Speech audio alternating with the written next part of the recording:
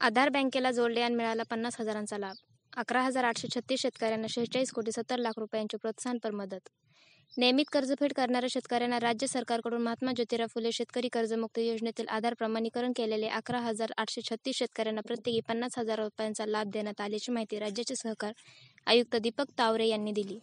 ही एकूण रक्कम 46,70,00,000 रुपये असून सर्वाधिक 829 शेतकरी यवतमाळ जिल्ह्यातील आहेत. राज्य सरकारने 2019 मध्ये नियमित कर्जफेड करणाऱ्या शेतकऱ्यांसाठी महात्मा ज्योतिराव फुले शेतकरी कर्जमुक्त योजना जाहीर केली. अशा शेतकऱ्यांना 50,000 रुपयांचे प्रोत्साहनपर अनुदान देण्याचे जाहीर करण्यात आले.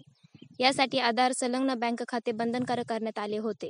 मात्र ऑगस्ट अखेर 33,356 शेतकऱ्यांनी आधार प्रमाणीकरण केलेले नसल्याचे आढळल्यानंतर त्यांना प्रोत्साहनपर लाभ देता येत नव्हता. त्यासाठी राज्य सरकारने 12 ऑगस्ट ते 30 सप्टेंबर अशी मुदत दिली होती. सर्वाधिक शेतकरी यवतमाळ जिल्ह्यातील.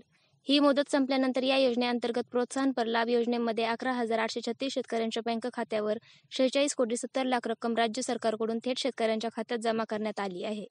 यामध्ये यवतमाळ जिल्ह्यातील 829 शेतकऱ्यांना 3,52,00,000, जळगाव जिल्ह्यातील 729 शेतकऱ्यांना 3,07,00,000 तर नाशिक जिल्ह्यातील 713 शेतकऱ्यांना 3,54,00,000 रकमेचा लाभ देण्यात आला आहे. आजवर 5,310 कोटींचा लाभ. जे शेतकरी आधार प्रमाणीकरण करण्यापूर्वी मृत झाले आहेत अशा शेतकऱ्यांच्या वारसांची नावे योजनेच्या पोर्टलवर समाविष्ट करण्यात प्रक्रिया सुरू आहे.